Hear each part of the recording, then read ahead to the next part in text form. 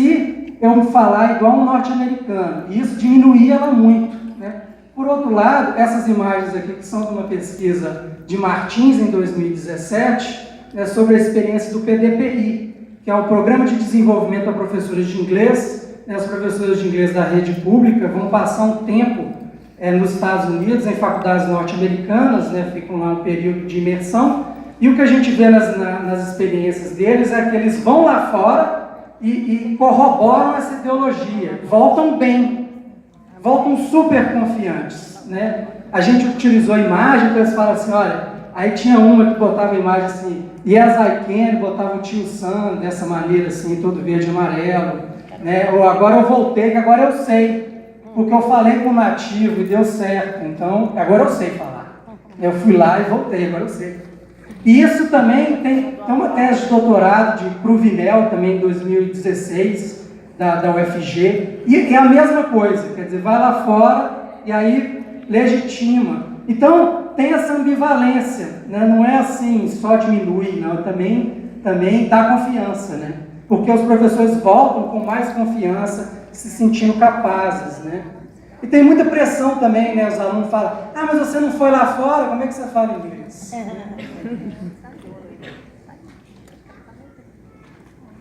Bom, aí eu vou passar para um outro momento, né? A transição entre deixar de ser estudante e passar para as primeiras experiências no estágio supervisionado, né? Que é aprender a ensinar. Então, eu quero ensinar, mas não me sinto preparado. Essas imagens é da pesquisa de Souza, né, que eu orientei, e a gente fez um trabalho muito parecido com a minha tese, mas a gente foi acompanhando os estudantes no estágio, e esse é o período que antecede as aulas, que é o período de observação. E aí, quais são as imagens? É de total pânico. Eu vou começar a dar aula, mas é choque, é susto, ansiedade, desespero, né, porque eles, não, a gente não está preparado, a gente está vendo as aulas lá, mas a gente não sabe como que a coisa vai acontecer na vida real. Mas é sempre também esse emocionar contraditório, né, entre eu quero ensinar, né, ou às vezes não quero, mas eu tenho que ensinar, e eu não me sinto preparado. E a questão da emoção do medo, ela predomina nesse período do estágio de uma maneira muito saliente, né, que é o que eu vou mostrar aqui através do excerto de Estrela, que é uma estagiária participando da pesquisa de Franco de Oliveira, e que fica muito saliente isso, né? Então, a Estrela participando da pesquisa dele, que ele também investigou a questão de emoções e identidades, mas só que agora, saindo do 4º ano, no fim do curso, eu estou saindo com trauma da língua inglesa. Eu morro de medo de inglês, eu entro em pânico, não consigo raciocinar. Eu jamais farei o juramento e darei aula de inglês, a não ser que eu estude. Faça um FISC, que aprender é sempre lá. Né? Faça algo, porque eu tenho medo, eu não dou aula de inglês. Meu estágio foi uma tortura. E a gente observa isso quando você está no estágio, foi horrível. Eu sinto que eu não tenho toda aquela bagagem para ir para uma sala de aula. Para dar aula de português eu vou de boa, eu vou sem medo. Porque o inglês é que me dá medo, eu entro em pânico. E tem assim, eu fiz só um recorte, mas para mostrar como é que essa coisa do medo ali, ela é muito presente. Outra questão que acontece no início de ensinar é intercruzamento de conversações, né? Quero dar aula, mas não é bem assim. Quando você começa a ter conversação entre o que acontece na universidade, o que acontece na escola. Eu trouxe aqui alguns excertos da pesquisa de Juma Borelli, né? Foi defendida esse ano, né? Foi orientado pela professora Rosane. E aí ela vai dizer assim, ó, às vezes essas aulas de estágio viraram aula para a gente chorar, para a gente reclamar, meter o pau na escola. O estágio era só choro e desistência. Né? Muitas pesquisas mostram como é que o estágio também é um momento definidor. Né? Quer dizer, a decisão, fica ou não fica, é isso mesmo? Né? E aí vejam como é que se intercruza o que rola na universidade e a conversa na escola. A gente chegou na porta, no primeiro dia para observar, e ela, a professora da escola, falou, vocês são as estagiárias, agora vocês vão ver a vida real, vocês vão ver a realidade, vão ver se vocês ainda vão querer, né, ser professoras, vamos ver. Agora pensem, lá numa pesquisa que a gente fez sobre estágio, era a mesma situação, as estudantes estagiárias já estavam em pânico, e aí chega e fala assim, agora eu vou ficar com mais pânico ainda. Então, assim, Eu cheguei na escola, a professora olhou para mim e perguntou, você vai ser professora? Sério? Não faz isso não, você é tão nova. Né? Na pesquisa que a gente fez lá, isso acontece muito no momento de AC, né? Que é você sentar com os professores mais experientes. Logo você vai ver que o negócio é bater a mão na mesa mesmo e ser forte com os meninos. Né? Então você começa a ter esse intercruzamento de conversações também. Bom, aí nós passamos por uma outra fase, que é ensinar nos primeiros anos. Né? E aí eu trago aqui vamos dizer assim, um caso muito dramático disso, né, que Assis Peterson e Silva traz um texto de eu não tenho estoque de sonhos para me manter em pé, mas eu vou acompanhar aqui o excerto, tá?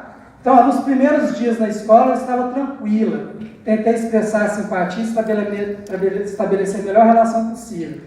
A Liana, né, que é o caso aqui, ela fez concurso para a escola, começou a dar aula lá, né, e ela queria fazer dinâmicas, né, coisas assim que ela tinha aprendido, que achava bacana. Mas quando eu fazia uma dinâmica, eu percebi o deboche, isso me chateava. Eu não consigo ver expectativa na vida deles, e por isso eu não me sinto útil. Vejo que eles não criam expectativas de uma vida melhor, os sonhos são poucos. Tento injetar um pouco de sonhos, mas há dias que eu não tenho estoque de sonhos para me manter em pé. Um dia um aluno ameaçou me dar um soco porque eu pedi para ele parar de cantar uma música obscena na sala. Isso a gente vê muito, tem muita pesquisa, né, sobre indisciplina, sobre questões de violência. O pior foi quando eu descobri que eu era considerada boazinha demais, né, essa que estava sempre pensando neles, né. Sonsa, que são os professores que não gritam, não dão suspensão, não tiram os bagunceiros e nem tiram as notas. E aí são longos excertos, aqui eu enxuguei tudo num só, aprendi com essa experiência. Não me preocupo mais com a impressão que eu devo causar nos alunos. Não me preocupo se gostam ou não de mim, não tento agradá-los mais. Infelizmente, adotei a didática do ponto. Eles estudam por nota mesmo. Este ano comecei sem muitos sorrisos. Tenho mais autoridade e controle. Então ela vem, né, de uma forma mais querendo cuidar, fazer outras coisas diferentes e tudo, ela vai se tornando, vai enrijecendo, passando a ter uma postura mais autoritária. Né? Estou com vontade de desistir. Repensei muitas crenças e perdi muitos sonhos. Refleti que não sou professora de inglês na escola pública. Vou fazer direito e prestar concurso para a área jurídica, né, que é o que se valoriza. Né? Não quero ser mais professora, quero tornar-me advogada, trabalhar no Estado. Não tenho sonhos assim. Me sentir realizado profissionalmente seria eu me sentir útil, traçar planos, que hoje não consigo como professora. Lágrimas, ela chora, né, são relatos retrospectivos.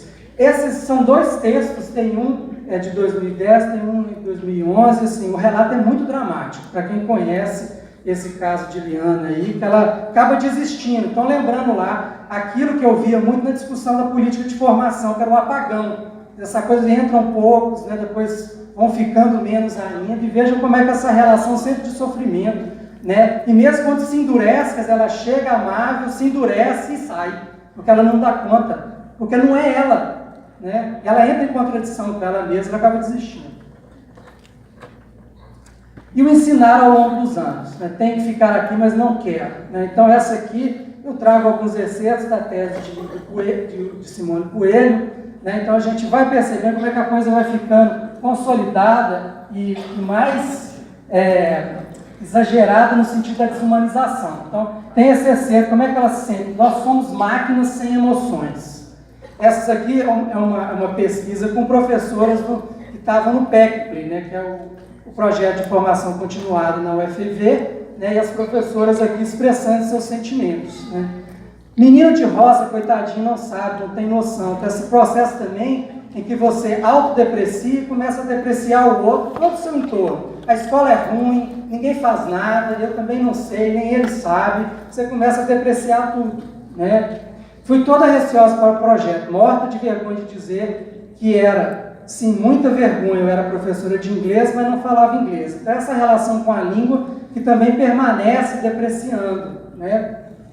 Acho que vou desistir, estou fazendo concurso para outra área. Cheguei a tomar 40 miligramas de tranquilizante, ao dia para conseguir conviver com essa situação de pura tristeza e angústia. Você tem vários excertos assim na tese de Coelho, né, e é barra. Bom, então, a gente tem essas 4 fases, né? Essas aí são uma forma de mostrar como é que as conversas patriarcais, elas representam aí uma situação de sofrimento, né? E essas imagens que eu trago aqui para a gente pensar uma coisa, né? Que o Maturana ele vai dizer que a gente somos seres amorosos, né? E adoecemos mesmo, se a gente não encontra um conviver que nos nega continuamente, que vive a recorrência dessa autodepreciação, pois parte do mal-estar recorrente que vivemos é fruto histórico desse fazer cultural patriarcal. Das reflexões feitas a partir das pesquisas anteriormente, notamos a importância de refletirmos sobre nossas emoções. É importante você falar do seu sofrimento também, porque a partir de falar dele você vai depurando. No caso da tese de Coelho, foi um estudo longitudinal com professores durante 5 anos. Em 3 anos, eles só falavam de sofrimento. Então, é uma coisa lenta que vai se discutindo, né? Maturana propõe que, através das conversações reflexivas, o que ele chama de liberadoras, nós podemos acolher esse mal-estar e questionar a aceitação da autodepreciação, da desvalorização, dessa negação como padrão conversacional. Podemos questionar o fundamento histórico e a matriz emocional que nos direciona para um determinado modo de viver. E nesse processo de escuta atenta ao outro, em que refletimos sobre nossas conversações, os professores participam de uma dinâmica que se sentem valorizados. Como podemos ver nessas imagens da pesquisa de Souza, né, que era sobre estágio. A gente repetiu uma pergunta que eu tinha feito anteriormente, e já tem outras evidências, que é que quando o professor ou o estudante ele é dado voz e ele fala sobre o que ele está vivendo, ele se sente valorizado, ele cresce muito com isso, né? Então a gente perguntava isso, falava assim, olha, eu me sinto num espaço terapêutico, né? Essa coisa de pensar sobre o que ele está vivendo ali, né? Eu me sinto alguém na multidão, né? Essa coisa assim, poxa, parou me escutar. E isso, sim, é qualquer processo de reflexão em que você vai provocar essa relação sobre a identidade, sobre as emoções. Ali eu me sinto vitorioso, porque através desse apoio eu dei conta, né? Eu consegui me melhorar, vamos dizer assim. Agora eu sou outra pessoa. Essa relação entre, né, a razão e a emoção, eu consigo me conectar, né? Eu me conecto melhor agora, né? E esses processos evidenciam muito, né, essa relação de cuidado, né, que a gente vê aí, né? E uma coisa que eles mencionam muito é que esse processo ele é visionário, né, ele é transformador, porque acaba com expectativa, com exigência, com julgamento, né, o tempo inteiro, né? A pessoa cresce, né? E isso, assim, não importa a técnica. Pode ser uma pesquisa-ação, uma pesquisa reflexiva, né? Aqui na Federal do Pará tem o aconselhamento linguageiro, a gente vê isso muito, né? Como é que eles falam dessas coisas, vão crescendo através do apoio, né? Então, o que importa é o cuidado, é o escutar, deixar o outro ali elaborar, né? Um outro processo que ocorre, que é o que o Maturana ele chama de conversações narcisistas, com consequências para o bem-estar, né? Então, esse caso é da Júlia, da minha tese de doutorado, que ela era muito autodepreciação, né? Era fracasso o tempo inteiro, ela não ia dar conta, ficava com aquilo, né? Aí você tem que começar a introduzir uma dinâmica conversacional que resgata o que tem de positivo e de belo. Não, olha, você dá conta, olha o que você está dando conta, se te chamaram para isso agora, você começa a deslocar a conversação, que é tão negativa, uma conversação mais feliz. E a pessoa, aqui no caso a Júlia, né, vejam lá no início, que ela era toda assim, sempre frustrada, e ela termina o curso em pé, né, se sentindo confiante, se sentindo capaz. E o caso dela é interessante, porque à medida que ela foi se sentindo capaz, ela foi reagindo na sala. Ela tinha muito medo de falar, né? E de repente eu filmava as aulas e eu vejo que ela está tomando turno ali contra uma pessoa que ela achava que era maior do que ela, né? Mas ela tomou atitude, E tomar atitude é importante, porque muitas vezes, mudando a ação, você muda a emoção também. Você pode nem se dar conta disso, mas você vai lá e muda, e de repente você já está sentindo diferente. Né? No caso, por exemplo, da pesquisa de Coelho no PEC, chorou, mas e agora? Como nós vamos começar a fazer, né? Elas vieram aqui no Congresso há 10 anos atrás, as professoras, e falaram com os congressistas, mudaram também, que elas começam a interagir e vão mudando também, né? Um outro processo que é muito interessante é o processo de visionamento, né?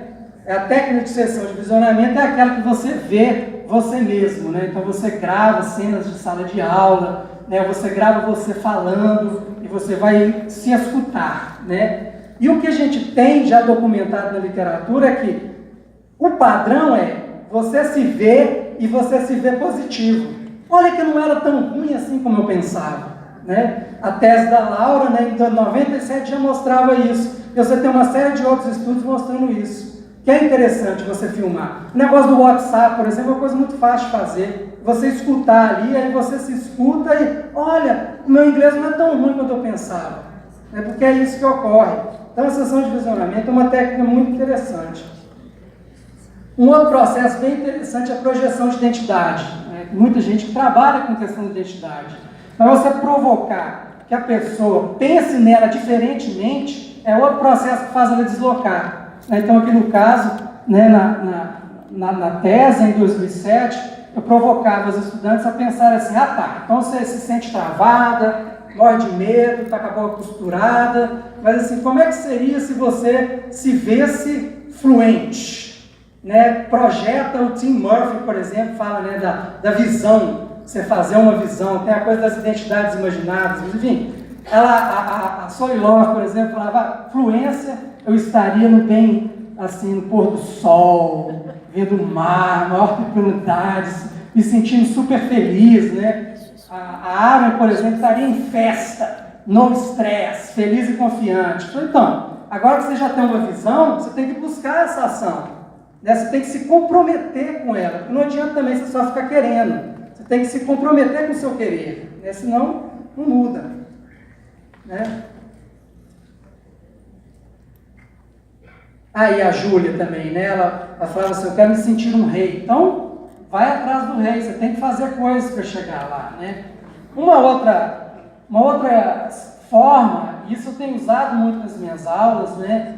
A Assis Peterson e Cox trazem para uma discussão sobre translinguagem, sobre pensamento conceito de língua, né? Sobre uma forma mais fluida de se falar a língua na contemporaneidade, mas aqui no caso, o que me chama muita atenção, né, eles trazem o caso do Joel Santana falando inglês, né, quem já viu ele lá falando inglês, tem muita brincadeira com isso, né, ele falando inglês lá na África do Sul, né, mas ele tem uma postura diferente, né, e o que elas vão argumentar nesse texto, que elas vão problematizar a partir de um outro marco teórico, mas que eu acho que aqui é muito interessante, né? O texto chama entre o siso e o riso, né? Pensando nessa localidade do inglês, né? Eu acho que o melhor é ficar com o riso do que com a susidez, né? Então elas vão, inclusive, dizer assim, temos que apostar em ambientes de confiança, porque a confiança faz toda a diferença, né? No Clássico, teve uma conferência no Clássico que falava muito dessa questão da confiança, né? Eu me lembro, né? Então isso é muito mais importante do que ficar aprisionado com medo de errar, né? Porque se você não errar, você de fato não vai aprender, né? E o argumento que elas colocam aqui é que a gente tem que se desvencilhar da susidez, da rigidez e do peso do ensino-aprendizagem desse modelo do falante nativo. Então, um modelo idealizado, né? Pois esse avança sobre o aprendiz e faz-o sentir-se ridículo, pode ser torturante para alunos e professores com constante sentimento de fracasso. Talvez pudéssemos pensar na possibilidade de incorporar às nossas aulas de línguas o espírito brincalhão dos cartunistas e dos publicitários que dialogam com o episódio. Porque você tem várias brincadeiras e piadas desse caso na internet. Brincando com a coisa da língua, né? Quer dizer, se sentindo na identidade que eu posso brincar com ela mesma, ela é minha, eu vou usar ela, eu vou aprendendo ela, né? Talvez pudéssemos temperar o siso com um pouco de riso e aliviar a carga que pesa sobre os ombros de quem tem que aprender e quem tem que ensinar. Agora, vale lembrar aquilo, né, que eu apontei anteriormente, do emocionar dúbio, a inferioridade e superioridade, que marcam essas conversações com o modelo do nativo, né? Para lembrar dos professores que fizeram, por exemplo, PDPI, que vão para lá fora e reforçam a ideologia. E provavelmente voltam para a sala de aula reafirmando isso, né? Olha, eu aprendo inglês só se eu for lá fora mesmo, porque eu fui e fiz o PDPI e tal. E uma coisa que eu tenho observado é que os estudantes de licenciatura que têm contato com os estagiários do Fulbright, né, por exemplo, vivem a mesma experiência. Olha, eu fui lá, falei com o rapaz lá do Fulbright, agora eu sei, porque ele é nativo, eu consegui falar com ele. Então tem essa coisa também aí, sempre ambivalente, né? Outra experiência muito interessante é trocar tecnologia. Então, se dentro da sala de aula você tem muito medo de falar na frente do outro, né, você pode, por exemplo, trabalhar com anonimato, que é essa coisa que através atrás da tela você não tem a sua cara exposta, né? Então, a relação entre tecnologias digitais e habilidades orais, através do projeto de Paiva, né, que era o desenvolvimento de habilidades orais com tecnologias digitais, nós trabalhamos no Laboratório de Linguagem e Tecnologia com várias experiências de falar inglês usando WhatsApp, usando Moodle, usando várias ferramentas que você pode usar de áudio, de vídeo, multimodais, em que você pode falar inglês sem ter essa presença do outro. E você muda a relação, muda também a emoção. Então vejam aqui esse caso de duas professoras que participaram de uma experiência que foi feita na Tábua Eletrônica, que é um projeto do UFMG com professores, e nesse projeto eles falavam muito inglês, usando os áudios. E os áudios do WhatsApp estão se naturalizando, porque a gente está usando muito aquilo, né? Então uma professora falou, ter usado o WhatsApp para falar inglês foi uma experiência maravilhosa, né? Essa outra, assim, com a Mary Poppins lá no alto da montanha, toda feliz, satisfeita. Oh, estou feliz, eu consegui terminar o curso, essa coisa que começa o curso e larga. Ela foi até o final. Né? Estou mais confiante para falar inglês agora. Ou seja, você também está trocando isso através de usar outras tecnologias. Uma experiência que é bem interessante é usar o WhatsApp para fazer acompanhamento de aluno. Né? Então, essas duas imagens aqui, durante o estágio supervisionado, a gente tem usado o WhatsApp para fazer o acompanhamento em tempo real. Quando a gente não tem como estar lá, mas a gente pode estar acompanhando ele lá em tempo real. Então ele sai da sala e fala para a gente como é que foi, e a gente interage, e a gente tem recolhido algumas imagens, aí uma das participantes diz assim, oba, finalmente uma ótima ideia para tratar sobre os assuntos na disciplina. Então ela está me escutando, né? Olha, eu saí, foi assim, aquilo, o plano de aula deu certo, não deu certo. Esse aqui que é o Leandro, ele fala, acompanhar o estágio com o WhatsApp está sendo uma forma de me dar apoio e me tirar lá do buraco. Né? Principalmente essas emoções que eu vivo. No evento do Enaust, no FMG, né, Viannini e Ferreira também trouxeram essa experiência com o WhatsApp, pensando na relação entre formadores de professores. Né? Elas discutindo como é que elas, usando o WhatsApp, deu para elas também um apoio para poder pensar esses problemas que se vive também enquanto formador. Então o WhatsApp ele é uma ferramenta muito interessante de se usar. Então o cuidado mútuo, isso é uma outra coisa que aparece na literatura, né? Que é essa relação, por exemplo, de fazer estágio com parceiro. Então aqui no caso da tese de Juba Morelli, você vê, eu fiquei muito assustado com o fato de ter que lecionar. Foi algo que eu aprendi a lidar com muita paciência da minha dupla. Me ajudou bastante. Eu tinha muito medo de entrar na escola, por conta do terror, né? Aí a conversa, né? O terror que faz. A Sheila me ajudou bastante a ter outra visão. Não foi tanto ruim quanto eu imaginava, mas não foi a melhor experiência do mundo. Sofri. Fiquei muito feliz de ter duas pessoas do meu lado que eu já conhecia, que eu sabia que eu podia confiar, contar ali na hora, que eu já conhecia, então me ajudou demais. Se eu estivesse lá sozinha, não sei como é que teria sido. A importância do apoio mútuo, né? Quer dizer, você ter uma relação de cuidar, de fazer as coisas juntos e não sozinho, nessa vida solitária que vai ficando tão fragmentada. E nos primeiros anos da profissão, né, a dissertação de Rezende, por exemplo, né, em que ela fez um autoestudo nos primeiros 2 anos, né, de escola pública e usou um diário para documentar esse processo e falar das suas próprias emoções. Né? E no excerto aqui, durante o processo de reflexão, ela vai dizer: nesse fim de semana refleti, pensei, repensei, decidi mudar minha atitude, decidi encarar sem medo, ser professora sem reclamar, com felicidade. Eu estava conversando com a Laura falou assim: a felicidade também é uma escolha. Né? Você também pode escolher a encarar aquilo de frente e fazer uma trajetória feliz. Né? Levei novidades, com o 6º ano C, que era uma sala problema, saímos da sala, fizemos brincadeira, eles amaram.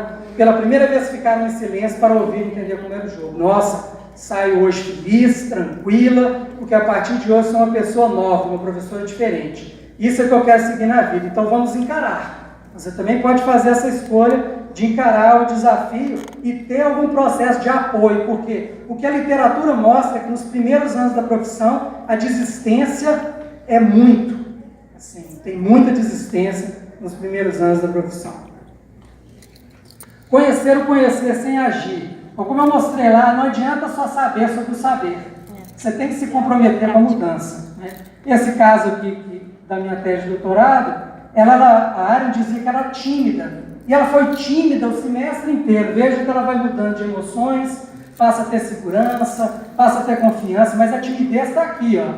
Timidez, né? Vai até lá no fim, lá, né? Ela tem confiança, mas ela permanece tímida, ela não consegue. Ela falou para mim assim: olha, eu sei o que eu preciso de fazer para mudar, mas ela não fez nada para mudar. Então, se você também não se comprometer, não adianta só saber sobre aquilo, você precisa de se comprometer com essa mudança. A questão que eu já falei, né, as emoções, elas levam um tempo para ser, principalmente as emoções negativas, elas levam um tempo para ser digeridas, né? A transformação, por exemplo, a formação de professores em serviço, não é um fenômeno que se manifesta de uma hora para outra. Os resultados evidenciam que as experiências de insatisfação e frustração predominam por muito tempo, mas sem apoio, elas causam desistência. Se você não der o apoio, a pessoa larga, né? Passa a usar tranquilizante, como foi lá o caso, e acaba larga. Né? E essa experiência de rir de si mesmo, que é o que aparece muito na tese ao final, os professores estão confiantes, começam a rir, brincar, rir delas mesmas, tipo igual o Joel Santana, e elas começam a sentir que estão no mesmo barco. E essa experiência de conexão é fundamental também, né? De saber que você compartilha daquele sofrimento também. Bom, então, para fechar, né, o conversar sobre o conversar pode explicitar nossa matriz emocional, seja ela de fundo mais matrístico ou mais patriarcal, fortalecer relações e cuidado mútuo. Né, o cuidado mútuo é muito importante, senão tem muita desistência e abandono mesmo. Responsabilizar-nos pela consequência do nosso emocionário e linguajar, ou seja, não adianta só saber sobre o saber, tem que saber sobre o saber, sobre o querer, e saber que o querer resulta, o que você quer com ele. Né? Essa girada circular recursiva é fundamental. Aceitar o desafio de fazer a diferença, né? Você tem que se comprometer com essa mudança, senão não vai mudar. Desenvolver cooperação com a inspiradora e transformar o luta em luta e o mal-estar em força para resistir e transformar, porque o negativo também pode ser capitalizado para você resistir e transformar. Então é isso, tem aqui algumas referências, depois eu vou compartilhar tudo isso aí e eu agradeço.